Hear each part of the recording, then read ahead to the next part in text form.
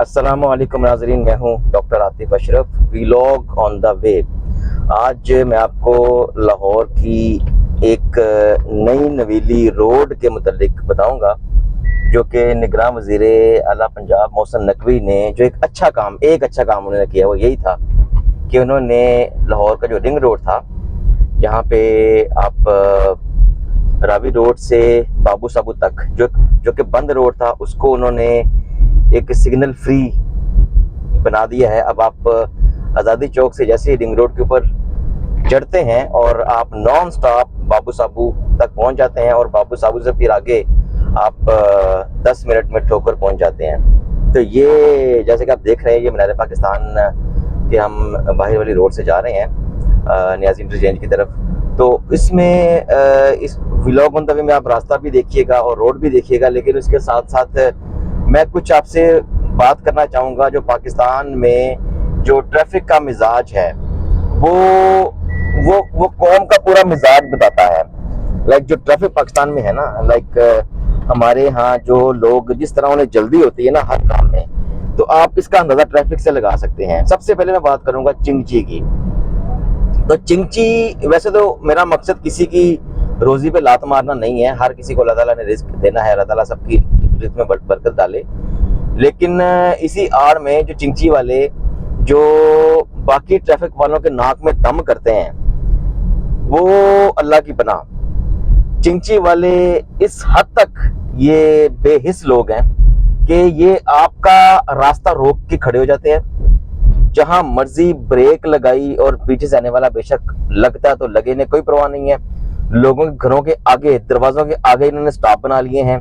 इनकी कोई पार्किंग ही नहीं है, इनका कोई रूट ही नहीं है। जहां चाहे, जहां दिल किया, इन्होंने अपना अड्डा सजा लेना है। फिर ये इकट्ठे होके रिक्शे खड़े करके वहां पे जुआ भी खेलते हैं। वहां पे ये लोग जो है वो फिर अगर कोई मना करे तो बदतमीजी करते हैं, आगे से लड़ते हैं। फिर अगर कोई पुलिस केस कर दे तो फिर कहते हैं जी गरीब को मार दिया इन्होंने। तो ये गरीब जो है वो हम उस वक्त ये विक्टिम कार्ड खेलते हैं जब ये इन्हें पता हो कि हमें जो है ना ये हमारी गलती है, और अपनी गलती नहीं मानते, और अगर कोई से कुछ कहे, सख्ती करे, तो साथ ये विक्टिम कार्ड खेलते हैं। तो ये चिंची वाले जो है, ये बेसिकली ये शुरू हुआ था, ये चिंची पहली दफा ये जब टांगे चलते थे लाहौर में, तो चिंची स्टार्ट हुआ था बुरेवाला से। एक पंजाब का शहर है बुरेवाला, वहां से ये स्टार्ट हुआ, वहां पे इनकी बॉडी बनी। उसके बाद ये पूरे मुल्क में फैल चुका है। गवर्नमेंट ने बहुत बार कोशिश की इनको खत्म करने की, कि इनको रिप्लेस करने की, बंद रक्षों में रिप्लेस करने की, लेकिन ये नाकाम हो गई।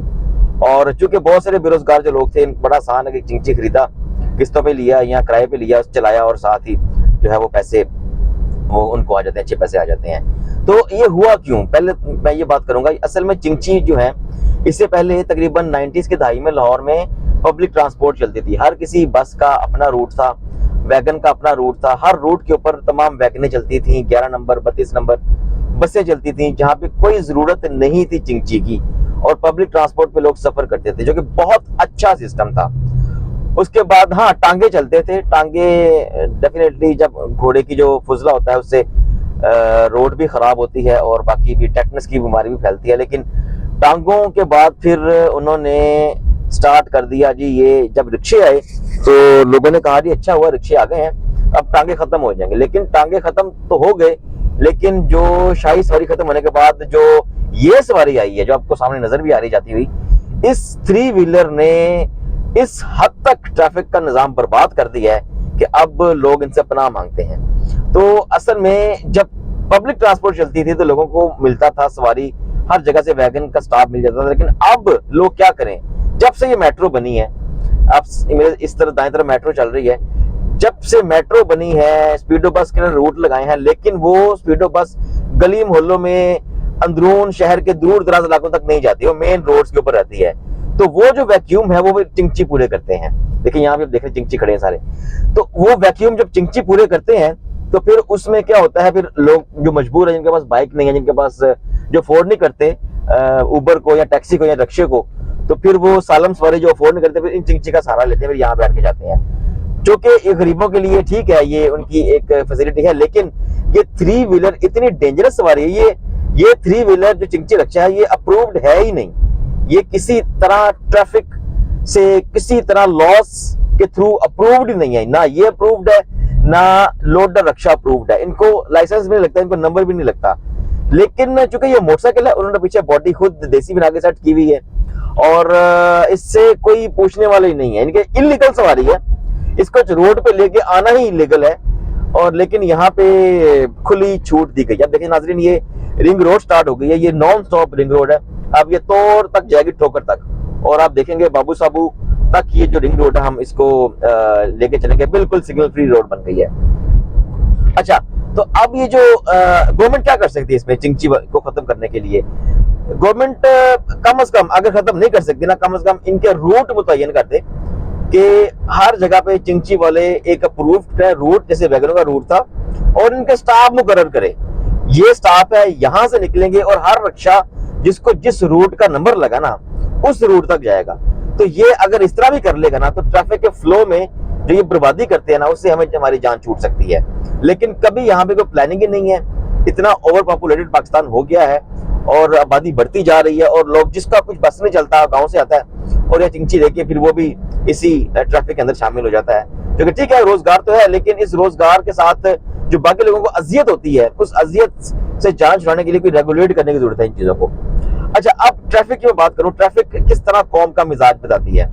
हमारी कौम जो है ना, आप देखें कभी अगर कहीं सिग्नल अगर बंद है और ट्रैफिक वार्डन खड़ा नहीं है तो हर कोई सिग्नल तोड़ने की कोशिश करेगा। मेन मकसद ये है कि अगर कानून का डंडा सामने नजर आ रहा हो तो फिर कानून की पाबंदी करनी है, और अगर कोई देख नहीं रहा तो अल्लाह खैर सलाह फिर आप कानून तोड़ दें। तो ये इस एक्शन से हम पूरी कौम के मिजाज में हमें ये रिफ्लेक्शन नजर आता है कि जहां कहीं कानून की अमलदारी होगी, जहां पता होगा कि हम पकड़े जा सकते हैं, उस वक्त सबके सामने नहीं करेंगे। लेकिन जब पता होगा यार कोई खड़ा नहीं है और you can break the law और आपको कोई पूछने वाला नहीं है, तब आप खुले दिल से लॉ तोड़ के फख्र महसूस करेंगे। ये हमारी कौम का मिजाज है।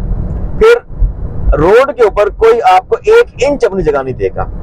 अगर आप ने कोई कहीं गुजरना है, कहीं टर्न लेना है, तो अगली सवारी वाला आपको अपनी जगह नहीं देगा, बल्कि वो कहेगा जी पहले मैं गुजर जाऊं।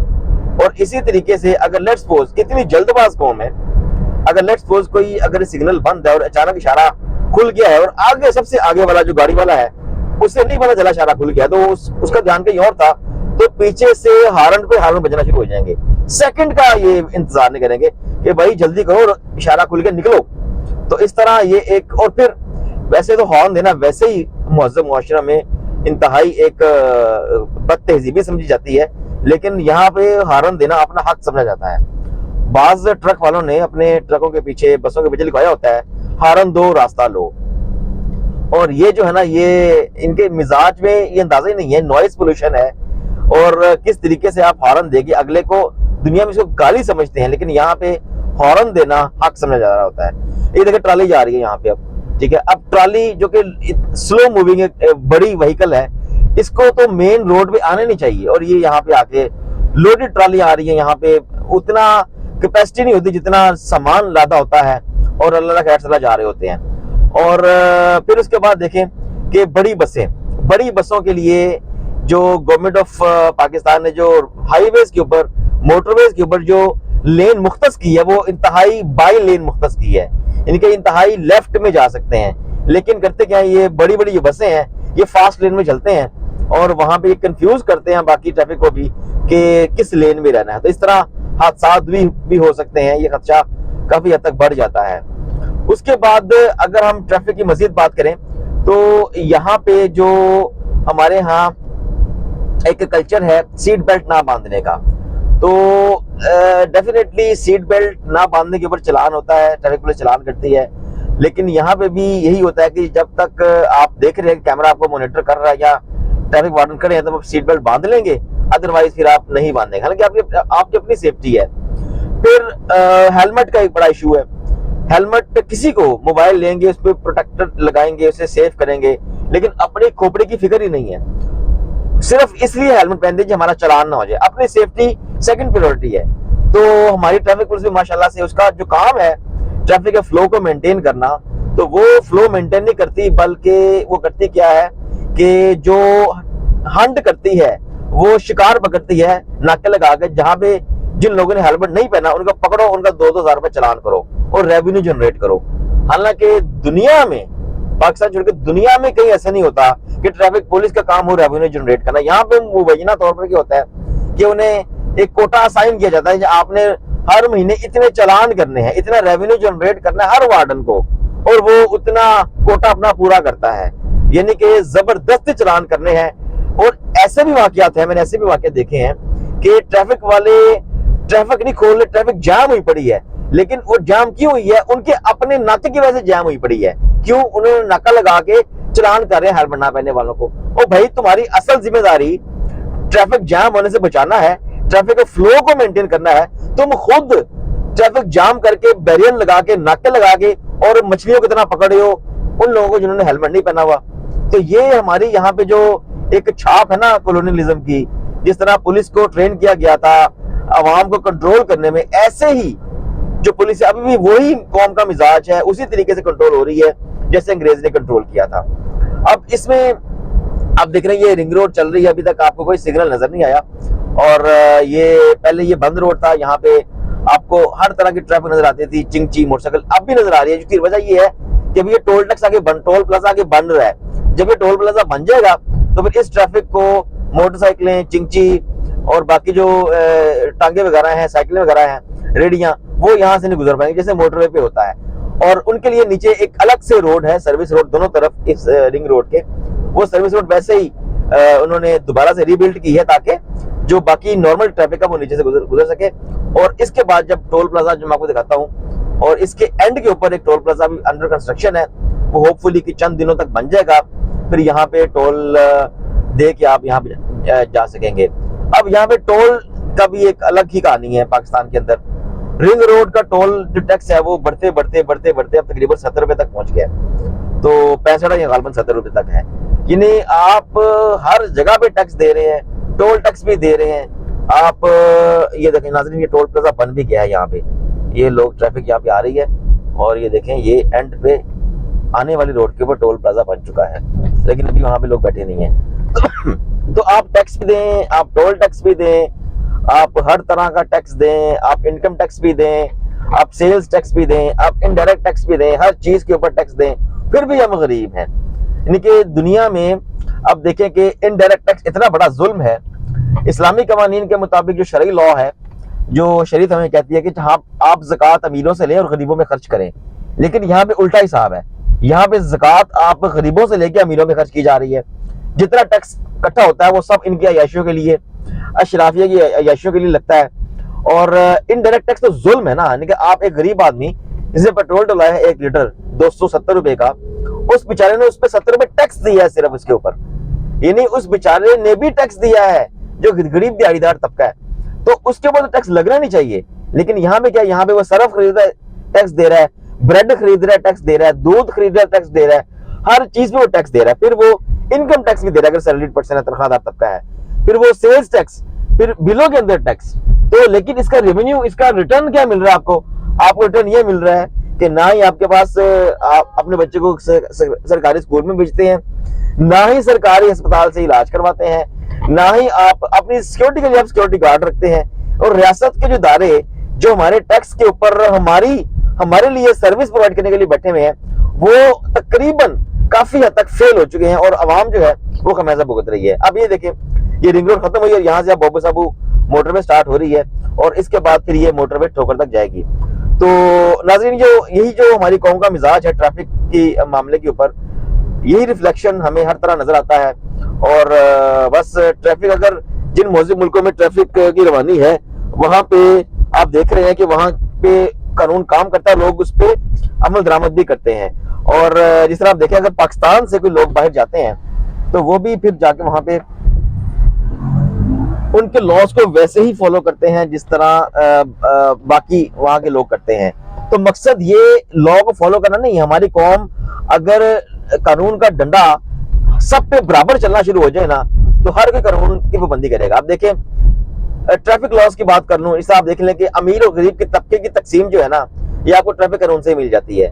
गरीब जो है वो बेचारा खड़ा हुआ है सिग्नल के ऊपर, और जो अशराफिया है उसके लिए कानून तोड़ के उसका प्रोटोकॉल लगा के उसे गुजारा जाता है, और वहां पे अवाम को बताया जाता है कि आप लोग शूदर हैं और आप लोग गरीब हैं और आप लोग का ये हक ही नहीं है कि आप इनकी बराबरी कर सके। तो तबकाती तकसीम तो आपको रोड्स के ऊपर नजर आ जाती है, हटो बचो की सदाएं आती है, लंबे लंबे प्रोटोकॉल लगते हैं और गुलामों की तरह सलूट मार रहे होते हैं जाके। भाई वो आपका गुलाम है, वो अवाम का मुलाजिम है, वो अवाम का मुलाजिम अवाम के पैसों से टैक्स लेता है और अवाम के सर पे नाचता है। फिर वो ट्रैफिक वाला जो है उसके अवाम को रोकता है और उसका प्रोटोकॉल लगवाता है, जाओ जी ये आपके पैसों से हम आप कोई अजियत दे के इसको गुजारे बिकॉज आप शूदर है और ये बरमन है। तो ये जो जात पात का निजाम इंडिया में है ना, हिंदू मुआशरे में, वो हमें ब्यूरोक्रेसी में भी नजर आता है। एक 22वें स्केल का अफसर शूदर समझता है एक 4th क्लास के अफसर सॉरी उसके मुलाजिम को, और इस तरीके से जो एक चेन ऑफ कमांड होनी चाहिए एडमिनिस्ट्रेटिव लेवल के ऊपर, चेन ऑफ कमांड जरूरी है, लेकिन जो कल्चरल चेन ऑफ कमांड है ना उसमें तज़हीक का आंसर भी शामिल हो जाता है। पास उसको खुद उठ के पानी का गिलास तक नहीं पीते ये जो अफसरान है, जो ब्यूरोक्रेसी है। हालांकि आप जाए दुनिया के अंदर लोग इस बात से निकल चुके हैं, वहां पे जापान में हर बंदा अपना काम खुद करता है, अफसर अपना काम खुद करते हैं, चाय अपनी खुद बनाते हैं, अपने टेबल खुद साफ करते हैं। दुनिया में कहीं नाइब कासिद टी बॉय रखने का सवाल ही पैदा नहीं होता। और यहाँ पे हम गरीब मुल्क है, हमारे टोटल फॉरेन रिजर्व्स तकरीबन 13 अरब डॉलर्स हैं, हम दुनिया में भिखारी मशहूर हैं, लेकिन हमने शाहाना तर्ज जिंदगी अपनाया हुआ है। सरकारी दफ्तरों के अंदर फौज जफर मौज है मुलाजमीन की, टी बॉय हैं, आपके हजारों किस्म के जो ना काम करने के लिए आपके ड्राइवर्स हैं, आपके गार्ड्स को आपने साइन किया हुआ अपने जाती कामों के लिए, बेगमात को वो उनको ढोते हैं गाड़ियों में, कभी शॉपिंग के लिए कभी कहाँ पे। तो ये शहाना कल्चर है, खुद उठ के पानी का गिलास तक नहीं पीते, चाय तक नहीं बना सकते। तो ये जो उल्टा बोझ है पाकिस्तान के अंदर, जिस कदर काम है, पहले तो ये बात है सरकारी महकमों में काम होता ही नहीं है, वो काम अवाम का काम नहीं होता, अपने काम वो सारे कर रहे होते हैं। अवाम का काम करने की वो रिश्वत मिलती है, मुबैना तौर पर देनी पड़ती है, और दफ्तर आने की तनख्वाह वो लेते हैं, और तनख्वाह भी हर साल बढ़ती है, वो भी अवाम के पैसों से।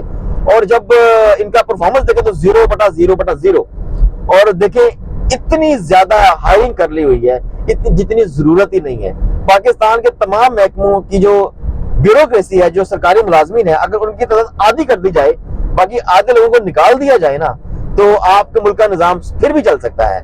यहाँ पे क्या होता है, यहाँ पे जब आप सरकारी मुलाजिम बनते हैं फिर आप सरकार के दामाद बन जाते हैं, फिर आपकी ना तो आपको कोई नौकरी से हटा सकता है और ना ही आपको कोई जो है वो कोई जॉब थ्रेट होता है, ना ही आपको रिस्क की कोई रिस्क होता है। रिस्क का भी आपको कोई रिस्क नहीं होता, ठीक है। और जब आप वो रिटायर हो जाते हैं, उसके बाद आप रिटायरमेंट से मरने तक आप सरकारी पैसा पानी की तरह लेते हैं पेंशन की फॉर्म में। उसके मुकाबले में जो बेचारा जो आम प्राइवेट मुलाजिम है, वो सारी उम्र इस खौफ के साथ दफ्तर जाता है, यार आज शायद मेरा आखिरी दिन हो, मुझे नौकरी से निकाल दिया जाए, और बेचारा इतना सर्वाइव करने के लिए स्ट्रगल करता है। उसके बाद जब वो रिटायर होता है, जब 60 साल का होता है, उसके बाद उसको ना पेंशन मिलती है ना उसको कोई और चीज मिलती है, फिर बेचारा जीरो पे आ जाता है। तो सरकारी मुलाजिम जो स्ट्रगल भी नहीं करते और इनको इतना बड़ा बोझ पेंशन का, फिर उनको जॉब सिक्योरिटी ऐसी मिलती है कि आप बेशक करप्शन करें, रिश्वत लें, कोई आपको हिला नहीं सकता, फिर वो खुल के मिल के काम करते हैं, लॉबीज बनती हैं, ग्रुप्स बनते हैं, हर महकमा मिल के खाता है आवाम को और एक दूसरे को ये सपोर्ट करते हैं। तो सबसे बड़ी जो बात ये है कि पाकिस्तान में हमें सबसे पहले ये करना चाहिए कि जो ब्यूरोक्रेसी है ना, इसकी पेंशन खत्म कर देनी चाहिए, CSS का निजाम खत्म कर देना चाहिए, अंग्रेज का निजाम खत्म कर देना चाहिए। जो आए काम करे, परफॉर्मेंस बेस्ड प्राइवेट बस की तरह आए, काम करे और घर जाए। अगर रिश्वत ली, करप्शन की सजा दें, नौकरी से बरतरफ करें, सस्पेंड ना करें, बरतरफ करें। अगर इस तरीके से अगर आप नौकरी का खतरा डालेंगे ना, फिर लोग काम करेंगे, परफॉर्मेंस भी आएगी, करप्शन भी कम होगी। लेकिन यहाँ पे क्या है, यहाँ पे जो उल्टी बह रही है, 70 साल से आप वही निजाम लेके चल रहे हैं, पोसीदा निजाम, और उसी को लेके आगे सारा जो है वो लोग सरकारी मुलाजिम भी चौड़ हो गए हैं और अवाम बेचारी एक्सप्लॉइट हो रही है, होती रहेगी। नाज़रीन, ये मोटर चल रही है, हम अब तकरीबन ठोकर तक पहुंचने लगे हैं। अब तक के लिए इतना ही, अपना ख्याल रखिएगा। अगले व्लॉग में किसी और इशू के ऊपर बात करेंगे। अल्लाह हाफिज।